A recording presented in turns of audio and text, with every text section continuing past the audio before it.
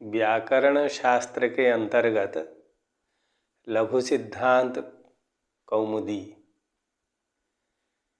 इसके अंतर्गत संज्ञा प्रकरणम आज हम जानने जा रहे हैं, सुनने जा रहे हैं। तो सबसे पहले हमारी परंपरा रही है, ऋषि मुनियों ने जो शास्त्र लिखे, शास्त्र का वर्णन किया, तो सबसे पहले मंगलाचरणम का आचरण किया है, क्योंकि मंगलाचरणम करने से निर्विघ्नता पूर्वक कार्य की सिद्धि होती है। तो आइए हम मंगलाचरणम से प्रारंभ करते हैं और मंगलाचरण में जो प्रार्थना की गई है, जो स्तुति की गई है, उसके संबंध में हम शब्दशः समझते हैं।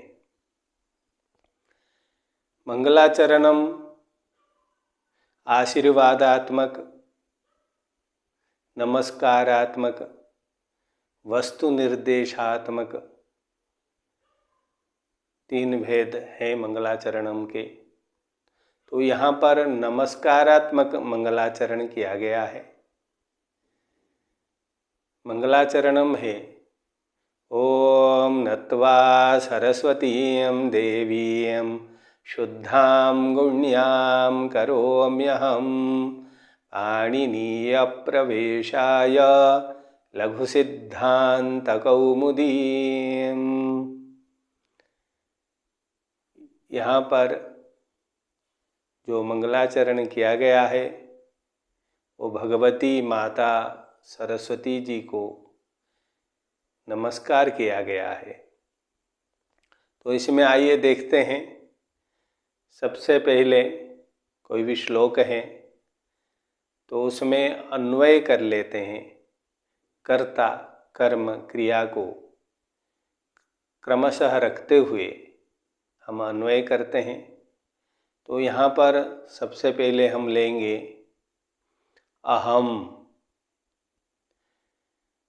सरस्वतीं देवीं शुद्धां गुण्यां सरस्वतीं देवीं नत्वा पाणिनीय प्रवेशाय लघुसिद्धांत कौमुदीं करोमि। इस प्रकार से हम इसका अन्वय करते हैं। तो यहाँ पर अहम ग्रंथ का निर्माण करने वाले, ग्रंथ को रचने वाले अपने लिए अहम का प्रयोग किया है। अहम वरदराजाचार्यः। इस लघु सिद्धांत कौमुदी के रचयिता आचार्य वरदराज जी हैं। तो अहम वरदराजाचार्यः, मैं वरदराजाचार्य शुद्ध स्फटिक सदृश गुणों से युक्त देदीप्यमान माता सरस्वती जी को नत्वा प्रणाम करके, नमस्कार करके, पाणिनीय प्रवेशाय, पाणिनि मुनि के द्वारा विरचित व्याकरण शास्त्र में बालकों की बुद्धि के प्रवेश के लिए लघु सिद्धांत कौमुदीं करोमि। लघु सिद्धांत कौमुदी नामक ग्रंथ की रचना करता हूँ। लघु सिद्धांत कौमुदी का अर्थ जानने जाएंगे तो लघु का अर्थ होता है छोटा, सिद्धांत व्याकरणों के नियम, कौमुदी उन नियमों के प्रकाशिका। कौमुदी का अर्थ होता है चांदनी, तो चांदनी प्रकाश देती है। तो इसी प्रकार ये लघु सिद्धांत कौमुदी ज्ञान के प्रकाश से हमें प्रकाशित करेगी। तो व्याकरण शास्त्र में ये लघु सिद्धांत कौमुदी प्रथम सोपान है। हम व्याकरण शास्त्र में बालक की बुद्धि के प्रवेश के लिए, अर्थात इसको जो प्रथमतः अध्ययन करने जाता है वो बालक सदृश ही होता है, तो उसमें हम प्रवेश पा सके, हमारी गति हो सके, उसके लिए, क्योंकि व्याकरण शास्त्र बहुत बड़ा है और जो षडशास्त्र हैं,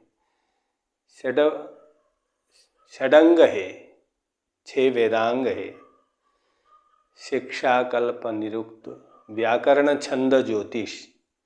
तो पतंजलि महाभाष्य में कहा गया है कि ये वेद के 6 अंगों में व्याकरण जो है प्रधान अंग है।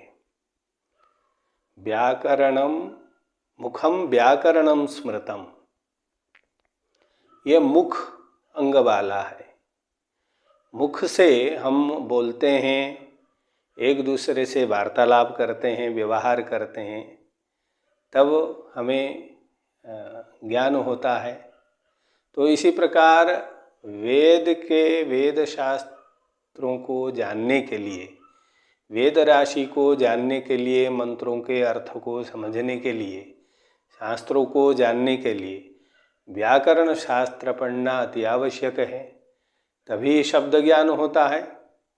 इसलिए पतंजलि महाभाष्य में कहा गया है, षट्सु अंगेषु प्रधानम व्याकरणम, प्रधाने च कृतो यत्नः फलवान भवति।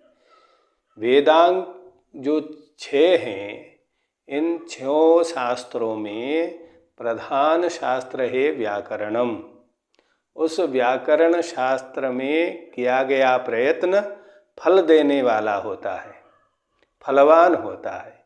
इसलिए व्याकरण शास्त्र को भली भांति अध्ययन करना चाहिए। तो भगवती माँ सरस्वती को वंदना करते हुए वरदराजाचार्य ने लघु सिद्धांत कौमुदी नामक ग्रंथ की रचना की है। तो आइए आगे बढ़ते हैं। अथ संज्ञा प्रकरणम है, तो अथ माहेश्वराणि सूत्राणि, महेश्वर भगवान के द्वारा दिए गए यह 14 सूत्र हैं, जो इस प्रकार हैं। अ ई उण ऋल ऋग ए ओं ऐ औच हयवरट लण यमंगण नम झ भय घ ढ धश ज ब ग ड दश ख फ छ ठ थ च ट तव क पय श ष सर हल इति माहेश्वराणि सूत्राणि अनादि संज्ञार्थानि। भगवान महेश्वर के द्वारा प्रदत्त यह 14 सूत्र अनादि संज्ञाओं को, प्रत्याहारों को बनाने के लिए हैं, बताने के लिए हैं या ज्ञान कराने के लिए हैं। इन्हीं सूत्रों से ही अनादि 42 प्रत्याहार बनते हैं और उन प्रत्याहारों के माध्यम से हम सूत्रों को समझते हैं। और ये माहेश्वर सूत्र क्यों है, ये भी आपके मन में प्रश्न आ सकता है। तो इस संबंध में कहा गया है कि नृत्यावसाने नटराज राजो निनाद ढक्काम नवपंचवारम उद्धर्तु कामः सनकादि सिद्धान एतद विमर्शे शिवसूत्र जालम। कि भगवान पाणिनि मुनि ने तपस्या की, शास्त्र प्राप्त करने के लिए भगवान शिव की, महेश्वर की तपस्या की।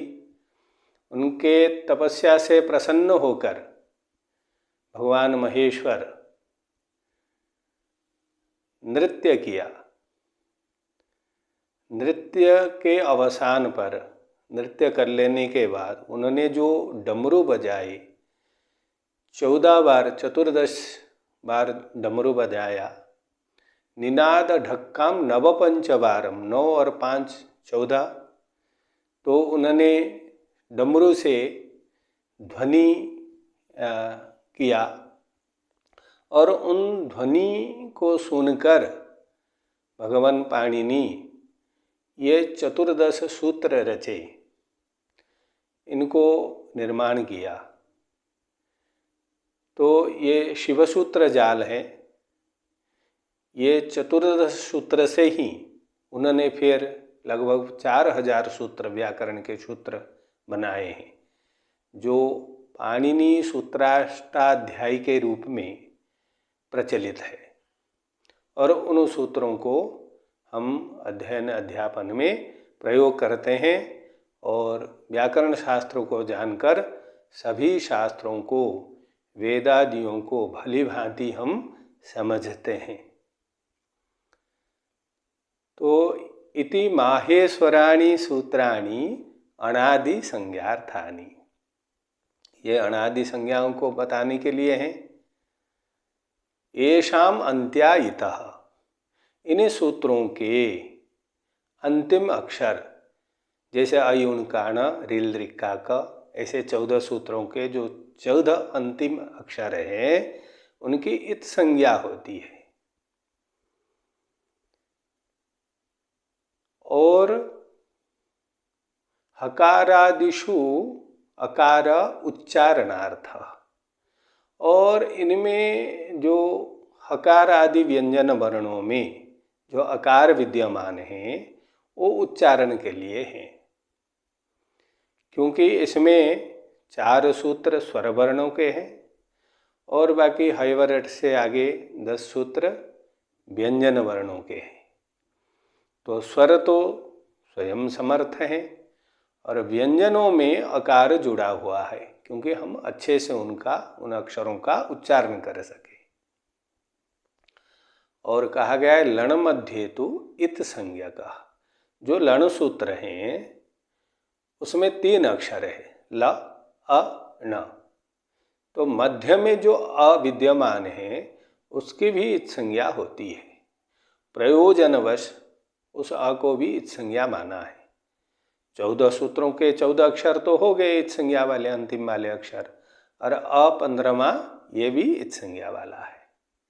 इससे क्या होगा, आगे चलकर र प्रत्याहार बनेगा, जो 43वां प्रत्याहार कहलाएगा।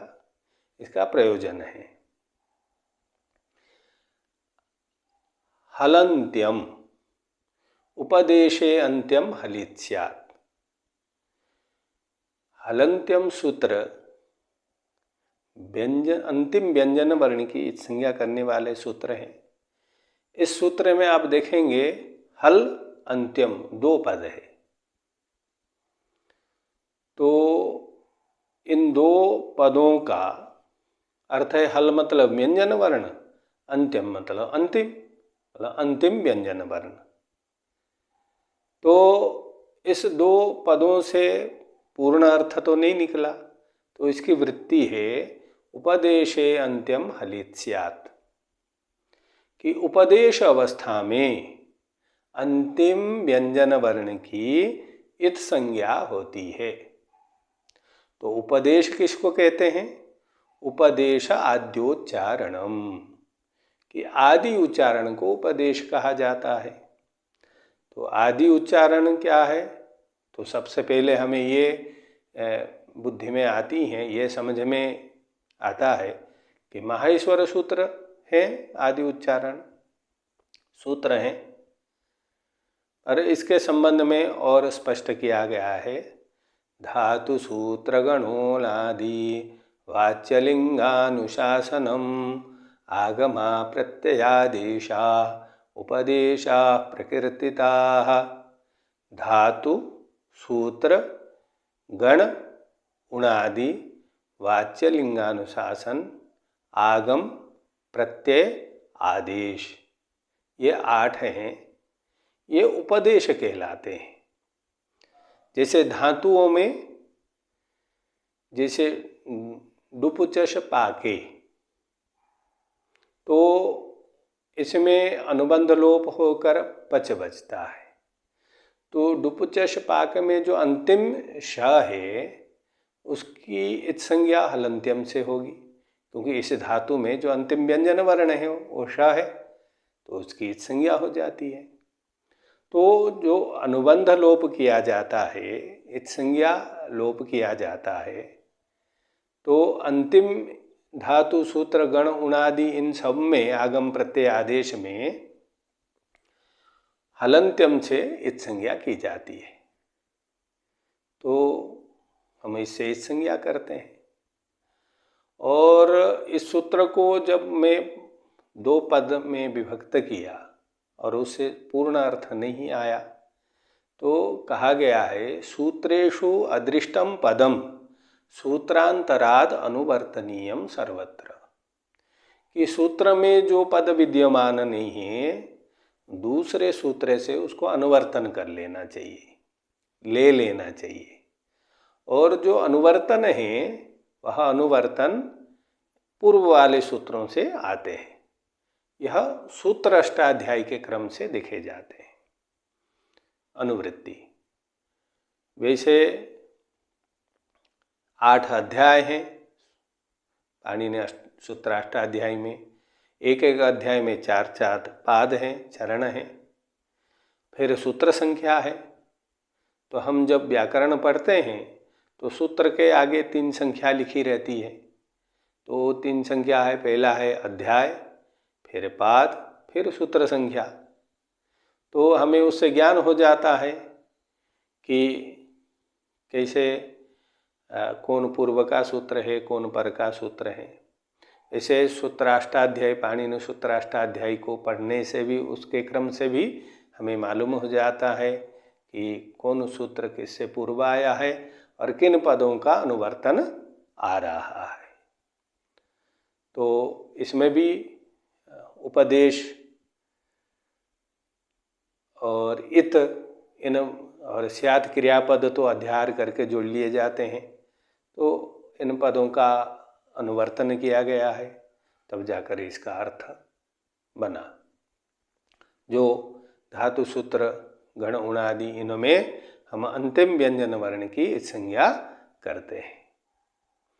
आगे कहा गया है अदर्शनम लोपः प्रसक्तस्य अदर्शनम लोप संज्ञस्य। प्रसक्त मतलब जो विद्यमान है,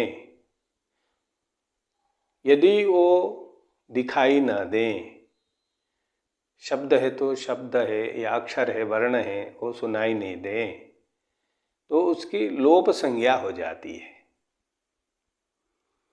तो विद्यमान का दिखाई न देना, सुनाई न देना लोप कहलाएगा। तो इस सूत्र से लोप संज्ञा करते हैं। फिर तस्य लोपः, तस्य इतः लोपः स्यात्। उस इत्संज्ञक वर्ण का लोप हो जाता है। जिसकी हम इत्संज्ञा करेंगे, जिसको इत कहेंगे, उसका लोप हो जाएगा। लोप क्या है, इससे पूर्व वाले सूत्र से हम जाने कि संज्ञा, संज्ञा मतलब सम्यक ज्ञायते इति संज्ञा, कि भली भांति जिससे हमें ज्ञान हो। तो संज्ञाएं रखते हैं, तो उस संज्ञा को लेकर हम व्यवहार करते हैं। ज्ञान रखते हुए हम व्यवहार करते हैं, प्रयोग करते हैं। तो लोप करेंगे इस संज्ञा वाले अक्षर की, जिसकी भी इस संज्ञा करेंगे उसका तस्य लोप से लोप हो जाता है। णादयो अणाद्यर्थाः, इन माहेश्वर सूत्र में ण क ग च आदि जो इत्संज्ञा वाले अक्षर है वो अणाद्यर्थाः, अणादि प्रत्याहारों को निर्माण करने के लिए है।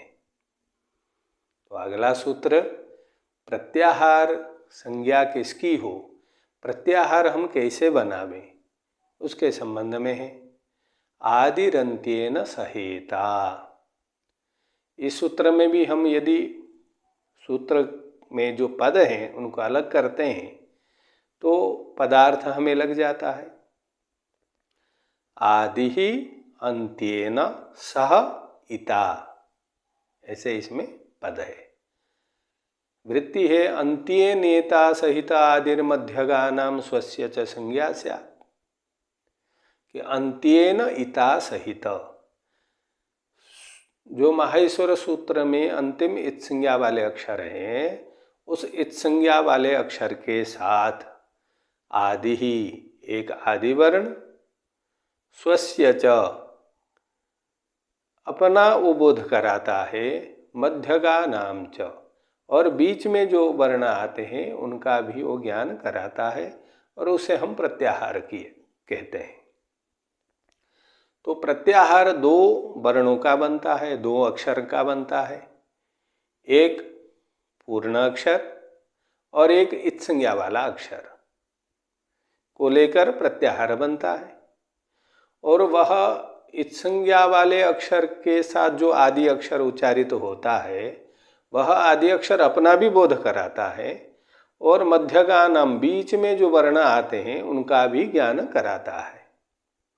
जैसे यथा अणिति अ इ उ वर्णानाम संज्ञा, जैसे अण प्रत्याहार बोले तो अयुण सूत्र के अ से और उसमें ही जो अण विद्यमान है वहाँ तक, तो अ अपना भी बोध कराया, ज्ञान कराया, और ई उ जो बीच में आए उनका भी बोध कराता है, ज्ञान कराता है।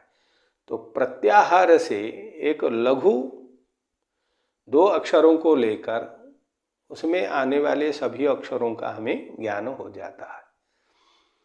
प्रत्याह्रियन्ते संक्षिप्यन्ते वर्णाः इति प्रत्याहारः।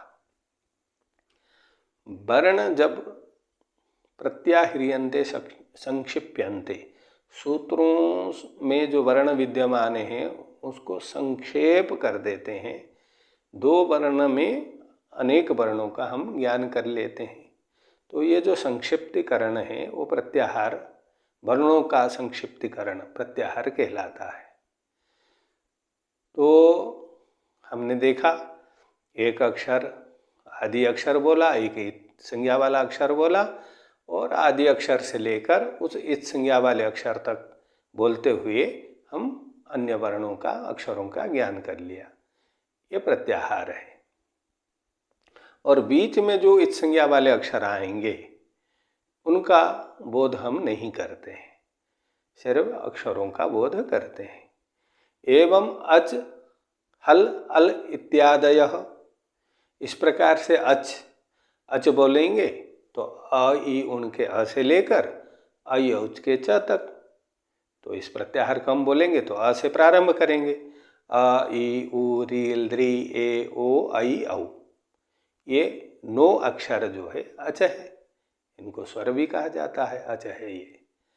और हल बोलने से हयवरट के ह से लेकर हल के ल तक, तो इसको भी बोलेंगे तो ह से शुरू करेंगे, ह या व र ल या मांगाणा न झ भ घ ड़ ध ज ब ग ड़ द ख फ छ ठ थ च ट त क प श ष स ह। हल प्रत्याहार में ये सब वर्ण आ गए, सभी व्यंजन वर्ण हो गए। अच बोलने से सभी स्वर वर्ण, हल बोलने से सब व्यंजन वर्ण। तो ह एक अक्षर को लिया और ल एक अक्षर के इत संज्ञा वाले अक्षर को लिया, ह अपने से शुरू किया और बीच वाले जो वर्ण है उनका भी बोध हुआ, हमें ज्ञान हो गया। इस पर अल बोलने से संपूर्ण वर्ण आ जाते हैं, संपूर्ण अक्षर आ जाते हैं, क्योंकि जो 14 सूत्र हैं वर्ण समाम्नाय हैं, तो उसमें अयुण के अ से लेकर हल के ल तक तो पूरे अक्षर आ जाते हैं। जैसे अल बोले तो अ से प्रारंभ करेंगे, अ ई उ री ल्री ए ओ आई औ ह या व र ल या मांगाणा न झ भ घ ड़ ध ज ब ग ड द ख फ छ ठ थ च ट त क प श ष स ह। ये पूरे स्वर और व्यंजन अल प्रत्याहार के अंदर समाहित है। इनका ज्ञान अल प्रत्याहार से हमें हो जाता है। तो ये तो हो गया प्रत्याहार। आगे स्वर वर्णों का जो ह्रस्व दीर्घ प्लुत संज्ञाएं होती हैं, ऊकालोज्झ्रस्व दीर्घ प्लुतः, उश्च ऊश्च ऊश्च वः, ह्रस्व ऊ, दीर्घ ऊ और प्लुत ऊ। अक्षरों के उच्चारण में 3 काल है, ह्रस्व, दीर्घ और प्लुत। तो ह्रस्व को ह्रस्व 1 मात्रा है, दीर्घ द्विमात्रा है और प्लुत 3 मात्रा, अधिक उच्चारण उसका करते हैं। तो इसको बताया। फिर वाम काल इव कालो यस्य सो अच क्रमाद ह्रस्व दीर्घ प्लुत संज्ञा स्यात्। वाम बोलने से ऊ का बहुवचन रूप है। यदि ऊ के साथ हम षष्ठी बहुवचन आम ले आते हैं तो इको यणचि सूत्र से ऊ को व करके और जोड़ देंगे तो वाम बन जाता है। तो वाम से हमें बोध हुआ कि ऊ ह्रस्व दीर्घ प्लुत तीनों ऊ के वाम काल इव, तीनों ह्रस्व दीर्घ प्लुत ऊ के उच्चारण काल के समान जिस स्वर वर्ण का उच्चारण काल हो उस स्वर वर्ण की भी ह्रस्व दीर्घ प्लुत संज्ञा हो जाती है। अर्थात हमने एक अक्षर का जाना, ऊ का जाना कि ऊ तो इसके समान और जो भी स्वर वर्ण हैं उनकी भी ह्रस्व दीर्घ प्लुत संज्ञा होगी। वो भी 3 प्रकार के होंगे। तो हम इनको जानेंगे तो इससे क्या है, वर्णों का भेद होगा। तो सह उदात्तादि भेदेन त्रिधा, वह जो स्वर वर्ण हैं जिनको हम ह्रस्व दीर्घ प्लुत के रूप में जान रहे हैं, वह उदात्त अनुदात्त स्वरित भेद से भी और 3 प्रकार के होते हैं।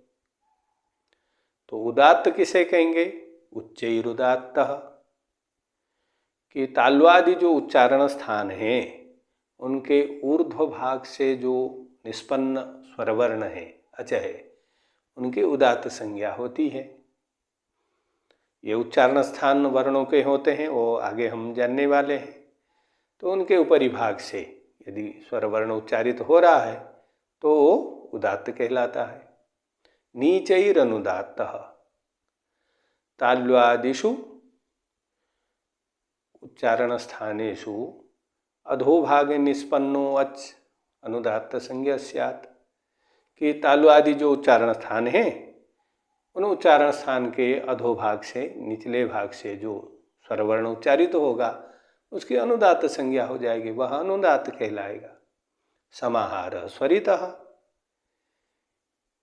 कि उदात्त और अनुदात्त दोनों के तत्व जिसमें विद्यमान हो, जिस वर्ण में, जिस स्वर वर्ण में, उसकी स्वरित संज्ञा हो जाएगी। मलसुला उच्चारण स्थान के ऊपर से और थोड़े नीचे से, मतलब बीच में जिस स्वर वर्ण का उच्चारित होता है, जो स्वर वर्ण उच्चारित होता है या जो स्वर वर्ण को हम उच्चारण करते हैं उसकी स्वरित संज्ञा हो जाती है। मतलब उसमें उदात्त का भी थोड़ा गुण विद्यमान रहता है और अनुदात्त का भी थोड़ा गुण विद्यमान रहता है। तो दोनों के गुणों से युक्त जो है स्वरित संज्ञक स्वरवर्ण होता है। तो ह्रस्व का भी उदात्त अनुदात्त स्वरित होगा, दीर्घ का भी उदात्त अनुदात्त स्वरित होगा और प्लुत का भी उदात्त अनुदात्त स्वरित होगा। तो 1 के 3 होंगे तो 3 के 9 भेद हो गए।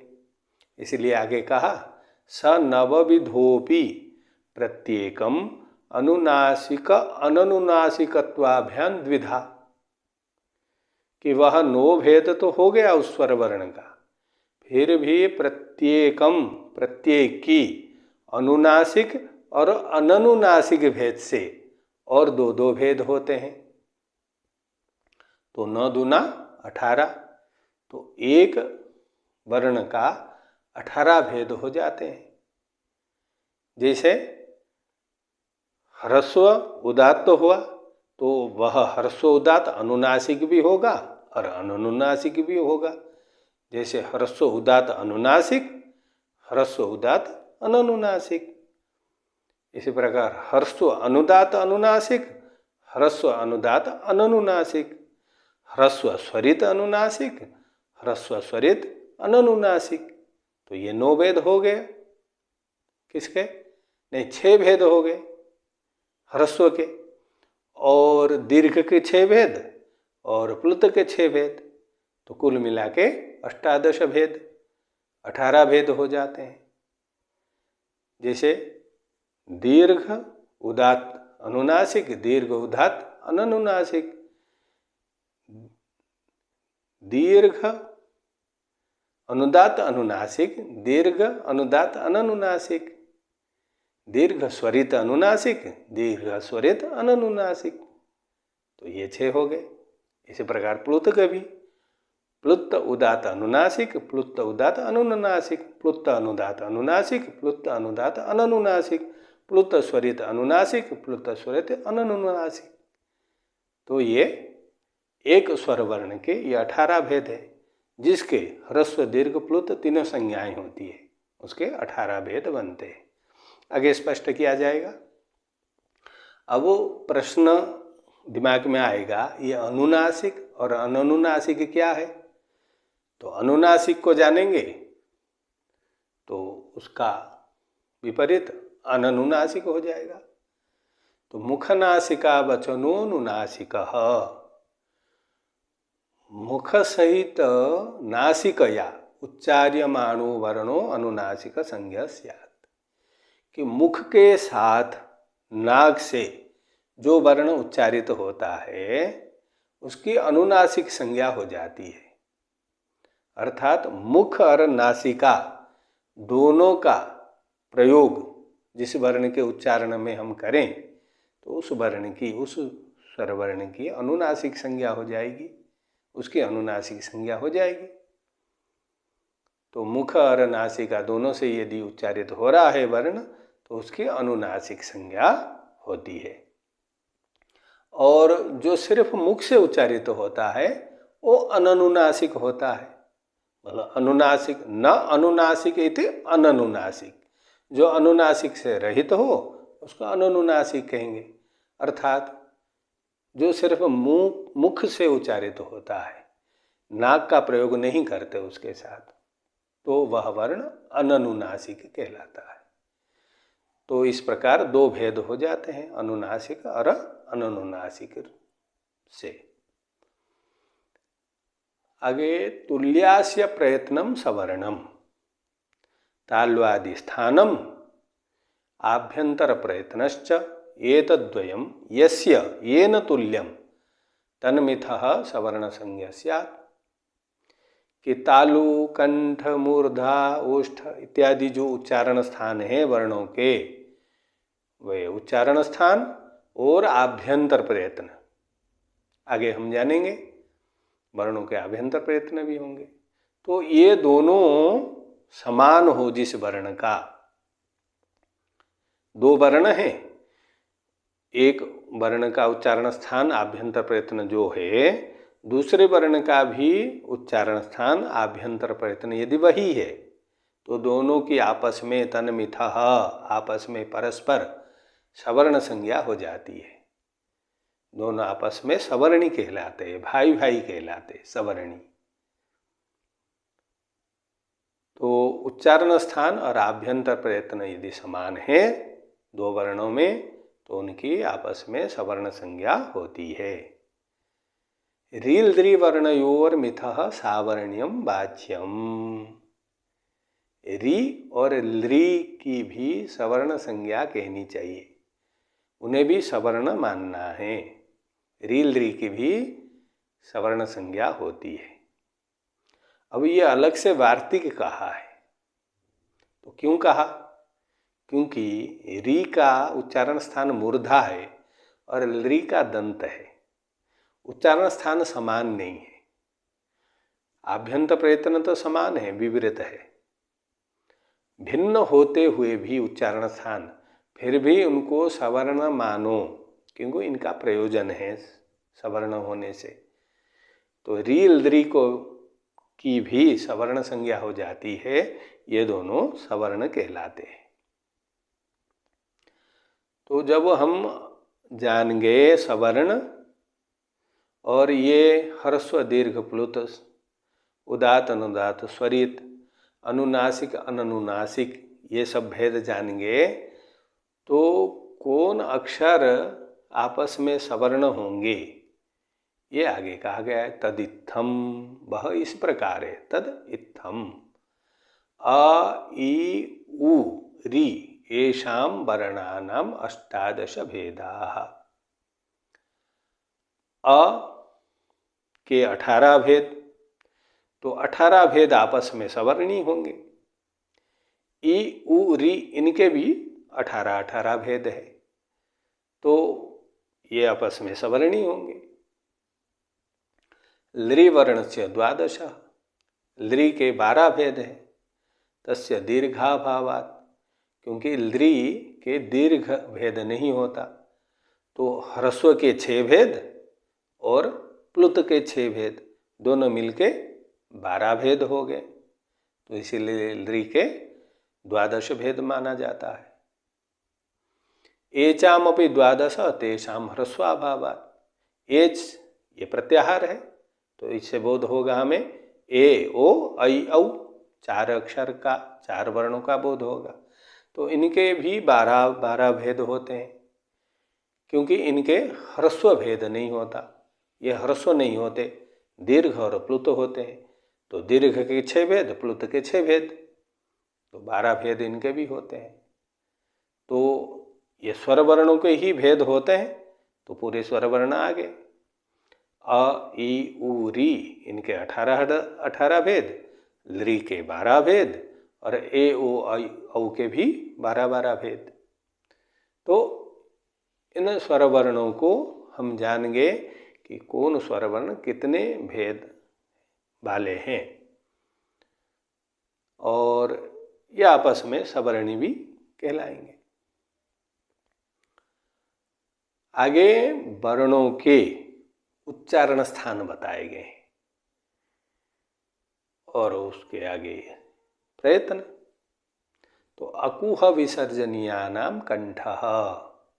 अ बोलने से पूरा 18 को समझेंगे। अ आ और आ प्लुत भी। कु बोलने से कवर्ग, क ख ग घ ङ। ह और विसर्ग, इनका उच्चारण स्थान कंठ है। अ आ, 2 का तो हम प्रयोग करते ही हैं बोलचाल में, लौकिक संस्कृत में, लौकिक भाषा में। वैदिक भाषा में, वैदिक संस्कृत में, मंत्रों में तीनों का, ह्रस्व दीर्घ प्लुत, तीनों का प्रयोग होता है मंत्रों में।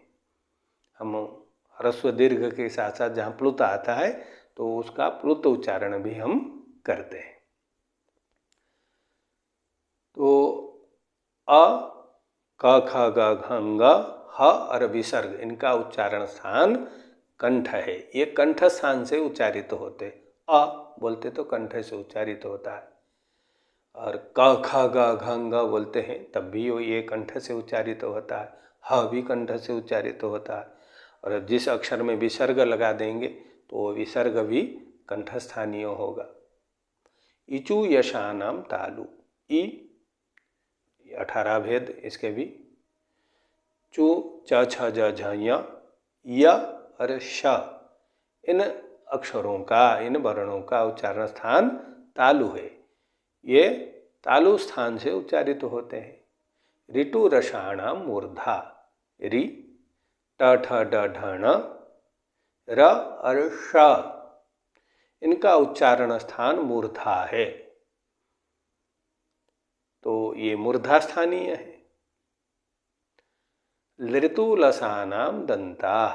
लृ, तु, त थ द ध न, ल स, इन वर्णों का उच्चारण स्थान दंत है, तो इसलिए इनको दंत्य वर्ण कहते हैं। उपूपध्मानीयानाम ओष्ठौ, उ उ उ या 18 भेद उसके, पु प फ ब भ म, पु मतलब पवर्ग,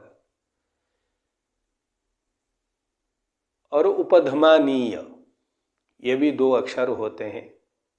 हम आगे जानेंगे कि अर्ध विसर्ग सदृश प और अर्ध विसर्ग सदृश फ, ये उपध्मानीय होंगे। तो इनका उच्चारण स्थान ओष्ठ है, ये ओष्ठ स्थान से उच्चारित होते हैं। यमगणानानाम नासिका च, न, प्रत्येक वर्ग के कवर्ग चवर्ग टवर्ग तवर्ग पवर्ग, इनके जो अंतिम अक्षर है, जैसे कवर्ग का ङ, य, ण, न, म, ये इनके उच्चारण स्थान नासिका च, नासिका है, च बोलने से अपने वर्ग के अनुसार भी इनका उच्चारण स्थान है। जैसे ग है तो कंठ है, कवर्ग में आता है, कु अकुह विसर्जनीयानाम कंठ, तो कंठ और नासिका 2 उच्चारण स्थान इसके हो गए ग के। ऐसे य के तालु नासिका, ण के मूर्धा नासिका, न के दंत नासिका और म के ओष्ठ नासिका। तो इनके नासिका स्थान तो है और वर्गों के अनुसार भी एक एक उच्चारण स्थान है। इसलिए ङ, य, ण, न, म, ये 5 अक्षरों के 2-2 उच्चारण स्थान हैं। ए दयितो कंठो तालु, ए और ऐ ये 2 अक्षरों के उच्चारण स्थान कंठ तालु, इनके भी 2-2 उच्चारण स्थान है। क्योंकि ए ऐ जो है अ और ई को मिलकर बने हुए, तो अ का कंठ है आपने जाना, ई का तालु है, इसलिए अ ई मिला हुआ ए ऐ बने हैं, तो ए ऐ का उच्चारण स्थान कंठ तालु है। ओ दो तो हो कंठोष्ठम, ओ और औ इनके उच्चारण स्थान कंठोष्ठ है, क्योंकि अ और उ मिलकर ओ औ बनते हैं, तो अ का कंठ उ का ओष्ठ है, तो इसलिए ओ औ जो ये संयुक्त अक्षर है इनका उच्चारण स्थान कंठोष्ठ है। वकारस्य दंतोष्ठम, व का दंतोष्ठ स्थान है, व जो यण में आता है, या व, तो दांत, और देखिए व बोलने से भी दांत आकर ओठ में लगता है, तो ये उच्चारण स्थान हम उसी जो निश्चित स्थान है उसी से हम उच्चारित करते हैं, तो वकार का दंतोष्ठ स्थान है। जिह्वामूलीय से जिह्वामूलम, जिह्वामूलीय अक्षर है, जैसे उपाध्मानीय 2 अक्षर है, आधा विसर्ग प आधा विसर्ग फ, ऐसे आधा विसर्ग क आधा विसर्ग ख, ये जिह्वामूलीय कहलाते हैं, अख अख, तो इनका उच्चारण स्थान जिह्वामूलीय है, वहीं से ये उच्चारित होते हैं। नासिका अनुस्वारस्य, अनुस्वार का उच्चारण स्थान नासिका है, यदि किसी के ऊपर हम अनुस्वार रख देते, बिंदी रख देते हैं, तो नाक से उच्चारित होता है। जैसे क के ऊपर रख दें कम, तो क का उच्चारण स्थान कंठ है, पर अनुस्वार रख दिए तो नासिका भी हो गया कम, ऐसे। तो ये सभी वर्ण, सभी अक्षर इन उच्चारण स्थान में, इन 11 पंक्तियों में आ गया। हम सभी वर्णों के हम उच्चारण स्थान अब जानेंगे। उच्चारण स्थान जानेंगे तो आगे प्रयत्न है। यत्नो द्विधा, प्रयत्न 2 प्रकार के होते हैं, आभ्यंतरो बाह्यश्च। इन अक्षरों को उच्चारण करने में जो हम कोशिश करते हैं, प्रयत्न करते हैं, तो किस प्रकार से हम प्रयत्न करते हैं। एक तो आभ्यंतर, मतलब ये कंठ, हृदय, ये सब जो अंदर से भीतर से जो आता है, अंदर से जो हम प्रयत्न करते हैं, कोशिश करते हैं, वो आभ्यंतर प्रयत्न है। और बाह्य प्रयत्न, मुख के बाहर भी प्रयत्न किए जाते हैं। यदि हम ओष्ठ वर्ण का उच्चारण करेंगे तो हम दोनों ओठ को जोड़ेंगे तभी उच्चारित होगा, तो प्रयत्न पूर्वक जोड़ना होता है, तो ये बाह्य प्रयत्न है। तो 2 प्रकार के प्रयत्न होते हैं वर्णों के। तो आद्य पंचधा, जो पहला आद्य मतलब पहला बाह्य प्रयत्न है उसके 5 भेद है। स्पृष्ट, ईषद स्पृष्ट, ईषद विवृत, विवृत संवृत, ये 5 भेद हैं। तो तत्र स्पृष्टम प्रयत्नम स्पर्शानाम, उसमें जो स्पृष्ट आभ्यंतर प्रयत्न है वो स्पर्श वर्णों का है। तो स्पर्श वर्ण कौन है? कादयो मावसाना स्पर्शा, क से लेकर म तक जो वर्ण होते हैं वो स्पर्श कहलाते हैं। तो क से म तक वर्णों का आभ्यंतर प्रयत्न जो है वो स्पृष्ट है।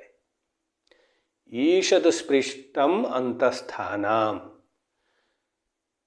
ईषद स्पृष्ट आभ्यंतर प्रयत्न जो है वो अंतस्थ वर्णों का है।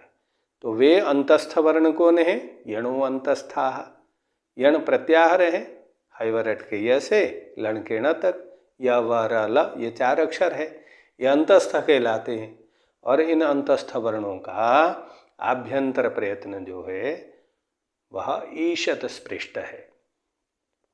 ईषद विवृतम ऊष्मणाम, ऊष्म वर्णों का आभ्यंतर प्रयत्न ईषद विवृत है। ऊष्म वर्ण कौन है? शलोष्माण, शल प्रत्याहार है, श श स ह ये 4 अक्षर हैं। इन चारों का आभ्यंतर प्रयत्न ईषद विवृत है। विवृतम स्वराणाम, स्वर वर्णों का आभ्यंतर प्रयत्न विवृत है। तो स्वर वर्ण कौन है? अच स्वराः, अच जो प्रत्याहार में अक्षर आते हैं अ ई उ रील री ए ओ ऐ औ, इनको हम स्वर कहते हैं, इनकी संज्ञा स्वर है, ये स्वर वर्ण है। ह्रस्वस्य अवर्णस्य प्रयोगे संवृतम प्रक्रियादशायन तो विवृतमेव, ह्रस्व अवर्ण का प्रयोग दशा में संवृत रहता है और उसको प्रक्रिया दशा में वो विवृत हो जाता है। प्रयोग मतलब हम जब अ बोलते हैं वो संवृत अवस्था में रहता है, उसको कम बोलते हैं। प्रक्रिया में जब हम शब्दों में उसका प्रयोग करने लगते हैं, प्रयोग की सिद्धि करते हैं, वहाँ जब वो आता है तो विवृति ही हो जाता है, क्योंकि स्वर वर्णों के अंतर्गत है अ और स्वरों का विवृत आभ्यंतर प्रयत्न है, यह हम पहले ही इससे पहले जान चुके। पर उसका और एक विशेष भेद हो जाता है, संवृत भी वो प्रयोग दशा में संवृत रहता है जब हम कम बोलते। विवृत मतलब मुंह को खोल कर बोलना, अ आ ई यू ई, और थोड़ा कम कहते हैं तो संवृत। तो इस प्रकार से ये हम 5 प्रकार के प्रयत्न करते हैं वर्णों के उच्चारण करने में, ये आभ्यंतर प्रयत्न करते हैं। ठीक है, हम कोई भी भाषा बोलते हैं तो हम झट बोल लेते हैं, पर उतने बोलने पर भी हम अंदर से हम प्रयत्न करते हैं, सांस प्रश्वास लेने में प्रयत्न की जाती है, नाभि प्रदेश से होते हुए हृदय कंठ ऐसा होते हुए ही वर्ण निस्सारित होते। तो ये प्रयत्न जल्दी जल्दी होते। अब प्रयत्न हम करते कि नहीं करते हमें नहीं मालूम चलता, पर एक मैं कहता हूँ, जो व्यक्ति हकलाता है मतलब स्पष्ट नहीं बोल पाता है, उसको आप देखिए वो किसी शब्द को बोलने में कैसे प्रयत्न करते हुए बोलता है, तो उससे अंदाज़ा लगता है कि प्रयत्न किया जाता है। वो कोशिश करता है तब भी वर्णों को शब्दों को उच्चारित नहीं कर पाता, तो ये प्रयत्न होते हैं। आगे बाह्य प्रयत्नस्तु एकादश था। बाह्य प्रयत्न के 11 भेद हैं। वे हैं विवार, संवार, श्वास, नाद, घोष, अघोष, अल्प प्राण, महाप्राण, उदात, अनुदात, स्वरित, ये 11 भेद हैं। तो ये भी वर्णों के ही भेद है। बाह्य प्रयत्न 11, इनमें सभी अक्षर आएंगे। तो खरो विवारा श्वासा अघोषाश्च, खर प्रत्याहार के अंतर्गत जो वर्ण आते हैं उनके बाह्य प्रयत्न जो है विवार, श्वास, अघोष। तो खर में कौन वर्ण आते हैं? तो खर हो जाएगा आपका ख फ छ ठ थ च ट तब के ख से श श सर के र तक, तो ख फ छ ठ थ च ट त क प श श स, ये खर प्रत्याहार के अक्षर हैं। तो इनका बाह्य प्रयत्न विवार श्वास अघोष होगा। हस संवारा नादा घोषाच, हस प्रत्याहार में जो अक्षर आते हैं उनका बाह्य प्रयत्न संवार नाद घोष होगा। तो हस में कौन आते हैं? ह या व र ल या म ङ ण न झ भ घ ड़ ध ज ब घ ड़ द, है वरट गए ह से जब गढ़ दश के शतक। तो इन अक्षरों का बाह्य प्रयत्न संवार नाद घोष होगा। तो पूरे व्यंजन वर्ण आ गए इनमें। अब तीन तीन तो हम एक अक्षर के तीन बाह्य प्रयत्न प्राप्त हो गया। फिर आगे कहा है वर्गाणाम प्रथम तृतीय पंचम यणश्च अल्प प्राणाः, वर्गों के प्रथम अक्षर, तृतीय अक्षर, पंचम अक्षर और यण, इन अक्षरों का बाह्य प्रयत्न अल्प प्राण है। तो वर्ग के प्रथम अक्षर कौन है? क च ट त प। तृतीय अक्षर कौन है? जब ग ज ड द ब। पंचम ग य ण न म। यण य व र ल। तो इन अक्षरों का बाह्य प्रयत्न अल्प प्राण है। तो ये चौथा हुआ। तीन तो पहले से प्राप्त है और यहाँ देखेंगे तो और एक मिल रहा है, तो चौथा। तो एक व्यंजन वर्ण का चार बाह्य प्रयत्न होते हैं। आगे हैं वर्गाणां द्वितीय चतुर्थौ शलश्च महाप्राणाः, वर्गों के द्वितीय चतुर्थ और शल प्रत्याहार के अक्षरों का बाह्य प्रयत्न महाप्राण है। तो वर्ग के द्वितीय अक्षर कौन है? ख छ ठ थ फ। चतुर्थ घ झ ढ ध भ। शल श श स ह। तो इन अक्षरों का बाह्य प्रयत्न महाप्राण है।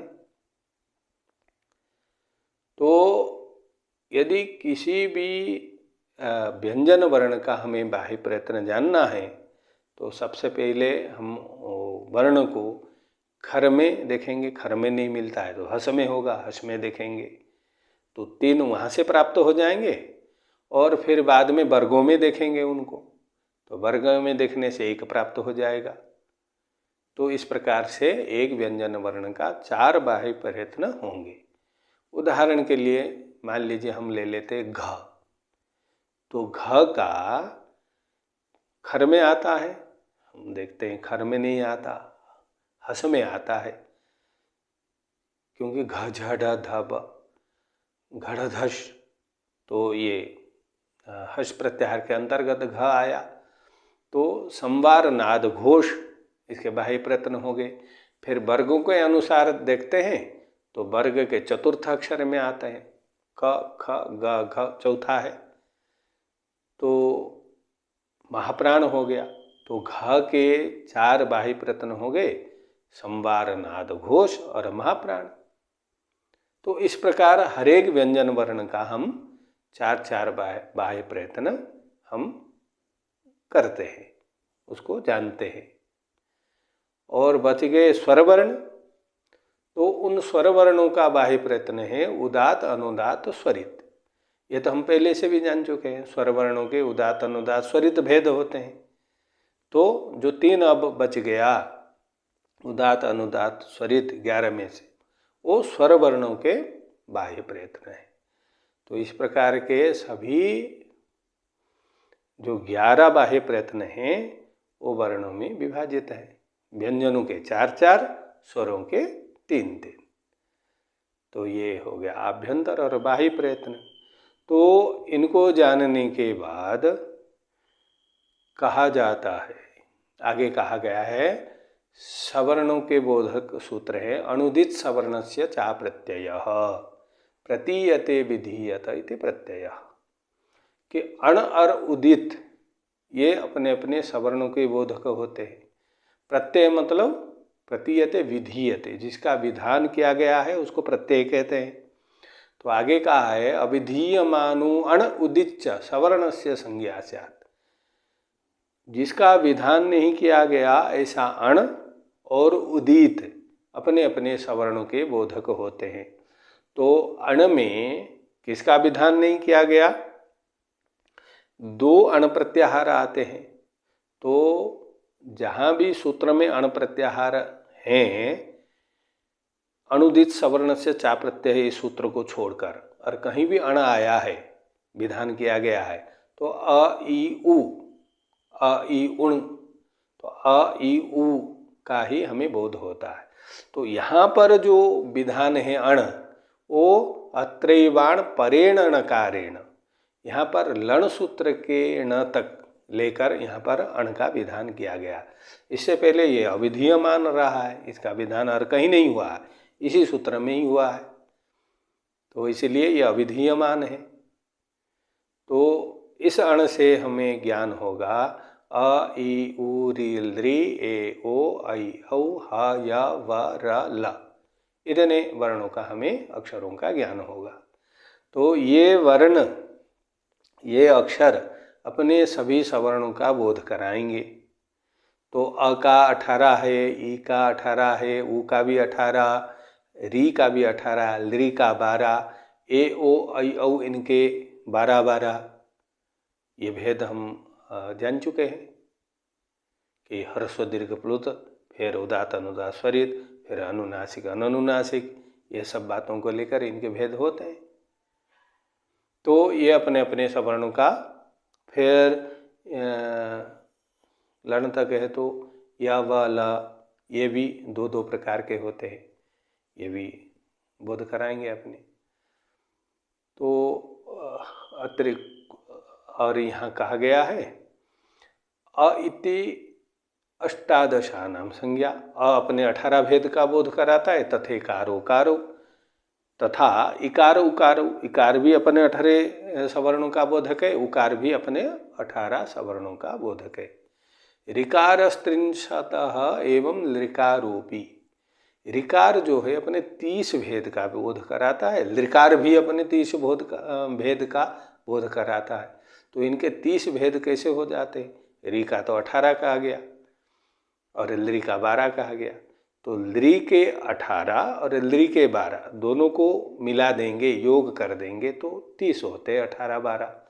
क्यों मिलाएंगे? क्योंकि रील लृ वर्णयोर मिथा सावर्ण्यम वाच्यम, कि ये दोनों सवर्णी होते हैं, भाई भाई होते हैं, तो इसलिए इनके भेद मिल जाएंगे, युक्त हो जाएंगे। तो 18-12 मिलके 30 हो जाते हैं। तो री के भी 30, लृ के भी 30, कि वो अपने को री को 12 दे दिया तो 30, री अपना 18 लृ को दे दिया तो 30। तो इसे आपस में भेद मिलकर इनके 30-30 भेद कहलाते हैं ये। और ए चो द्वादशानाम, और ए ओ ऐ औ इनके 12-12 सवर्ण होते हैं, ये अपने 12-12 सवर्णों के बोधक है। क्योंकि हम पहले जान चुके हैं इनके ह्रस्व भेद नहीं होते, दीर्घ के 6, प्लुत के 6, तो ये 12-12 सवर्णों का बोधक होते हैं। तो अनुनासिक अनुनासिका अनुनासिका भेद है ना, ये वाला द्विधा, य व ल, ये अनुनासिक और अननुनासिक दोनों होते हैं। मतलब य और य, व और व, ल और ल, ऐसे अनुनासिक और अननुनासिक इनके भेद हो जाते हैं। इसलिए इनकी 2-2 संज्ञाएं हो जाती है। तेन अनुनासिकास्ते द्वयोर द्वयोर संज्ञा, भाई य व ल जो है अनुनासिक अनुनासिक भेद से 2-2 ये हो जाते हैं। तो इस प्रकार से सभी वर्णों का हम सवर्ण भी जान गए। क्यों? सवर्ण यहाँ संज्ञा प्रकरण हम जान रहे हैं, ज्ञान कर रहे हैं, तो इनके माध्यम से हम जहाँ सवर्ण की बात आएगी तो कहीं अ आया तो वहाँ 18 को हम समझेंगे, ह्रस्व दीर्घ प्लुत को समझेंगे। तो ये अभी जानकारी हमें हो गई। आगे कहा गया है परः सन्निकर्षः संहिता, संहिता संज्ञा, कि संहिता किसको कहेंगे? तो वर्णानाम अतिशयित सन्निधि संहिता संज्ञा स्यात्, वर्णों का अत्यंत समीपता, अत्यंत सामीप्य संहिता कहलाता है। यदि वर्ण बिल्कुल अत्यंत पास पास में हो तो उनकी संहिता संज्ञा हो जाती है। अत्यंत समीपता कहा, सन्निधि कही गई है। दूर दूर हो तो संहिता संज्ञा नहीं होगी। इसलिए वेद में पहला पाठ जो है संहिता पाठ है। जो पंचपाठ वेद में होते हैं, संहिता पाठ, फिर पद पाठ, फिर क्रम पाठ, ये प्रकृति पाठ 3 है, फिर अष्ट विकृति होते हैं, 8 विकृति पाठ होते हैं। तो संहिता पहला पाठ है, क्योंकि उसमें वर्ण जो है अत्यंत समीपता संधि युक्त मंत्रों में विद्यमान है, इसलिए वो संहिता कहलाती है। तो संहिता संज्ञा, वर्णों के अत्यंत पास पास में रहने से हम उनकी संज्ञा क्या हो जाएगी? संहिता। संहिता का अर्थ हो गया कि वर्णों का अत्यंत समीपता, अत्यंत पास पास में होना। हलोनंतराः संयोगः, अजभिर अव्यवहिता हलः संयोग संज्ञास्युः। अजभिः मतलब अचों से, स्वर वर्णों से, अव्यवहिता हलः व्यवधान रहित व्यंजन वर्णों की संयोग संज्ञास्युः, संयोग संज्ञा होती है। यदि व्यंजन वर्ण हैं, उनके बीच में कोई स्वर वर्ण नहीं है, व्यवधान नहीं है, तो उन व्यंजन वर्णों की संयोग संज्ञा हो जाती है। बीच में स्वर वर्ण नहीं होना चाहिए। व्यंजन के बाद व्यंजन ऐसे वर्ण हैं 2, 3, 4 या जितने भी, तो उनकी संयोग संज्ञा हो जाएगी। यदि बीच में कोई स्वर वर्ण आ जाएगा तो फिर संयोग नहीं बनेगा।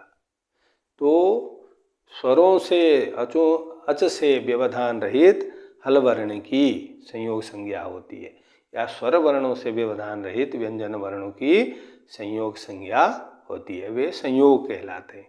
हम उनको जोड़ भी देते हैं एक दूसरे के साथ, तब संयोग मतलब जुड़ना।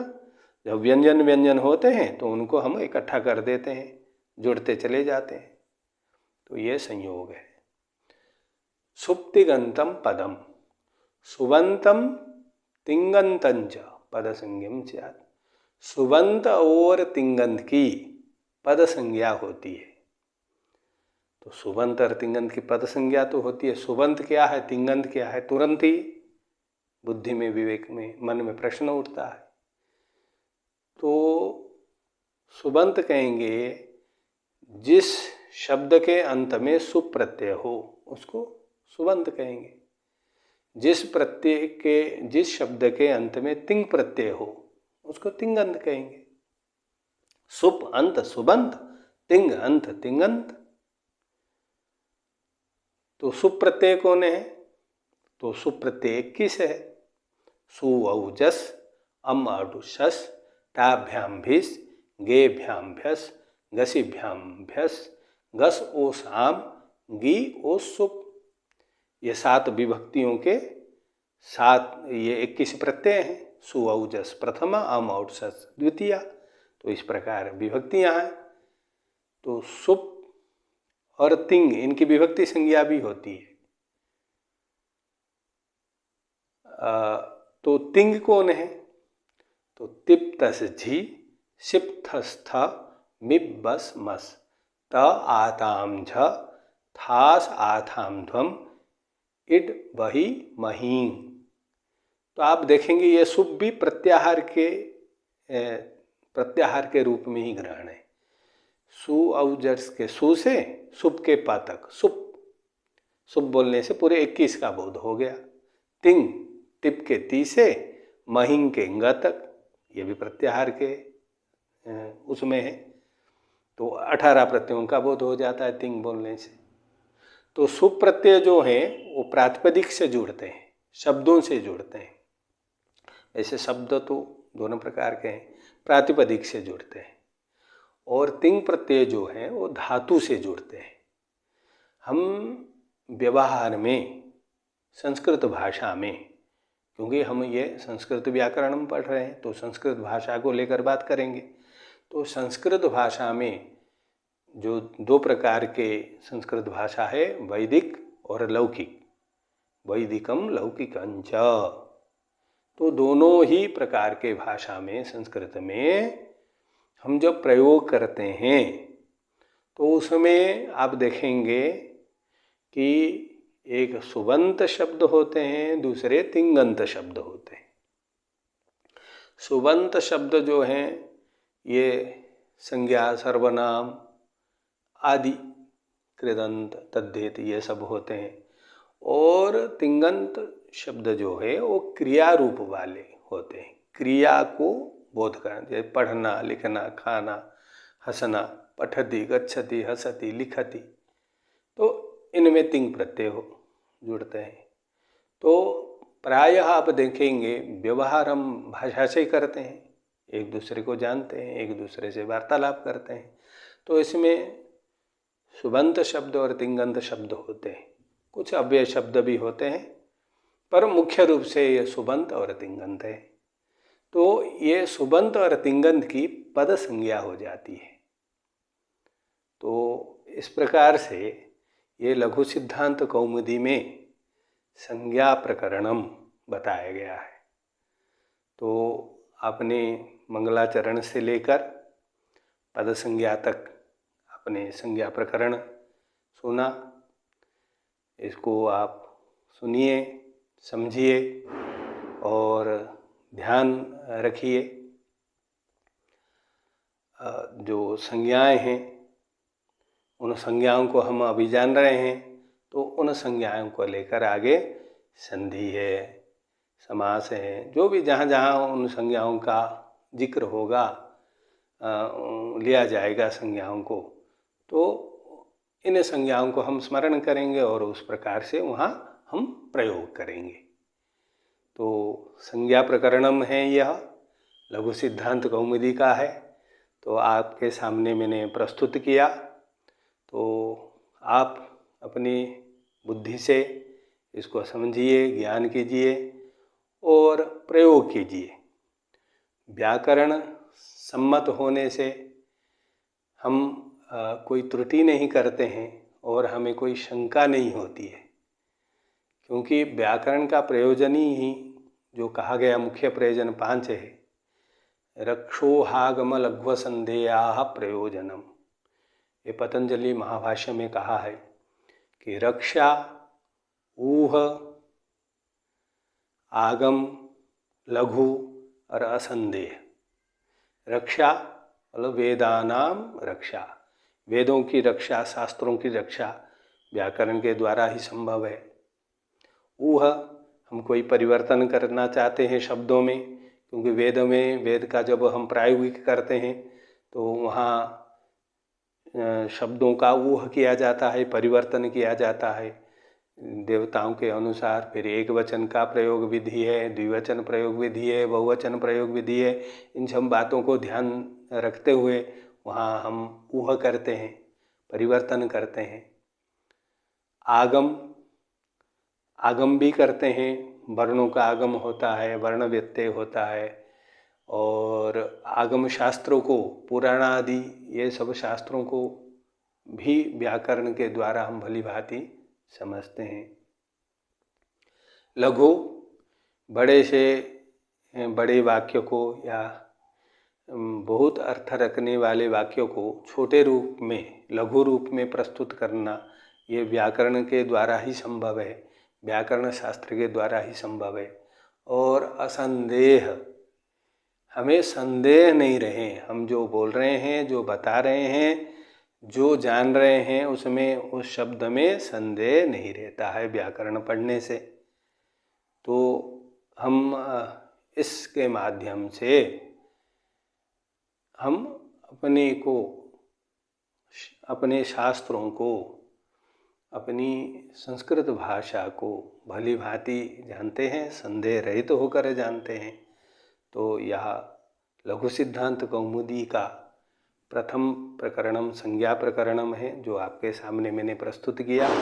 यदि आपको बढ़िया लगे, अच्छा लगे, आपको लाभ हो, तो यही हमें फलप्रद होगा। तो सभी के लाभ की दृष्टि से ये आपके सामने प्रस्तुत किया हूँ। और भी बहुत सारी बातें इसमें हो सकती है, पर सरल सुगम की दृष्टि से मैंने अभी आपके सामने इतनी बात रखी है। और आप इसको श्रवण कीजिए, मनन कीजिए, निधिध्यासन कीजिए और हम शास्त्र की इस प्रकार रक्षा करें, शास्त्र में प्रवृत्ति हो, यही कामना के साथ आपको लाभ होगा। नमस्कार।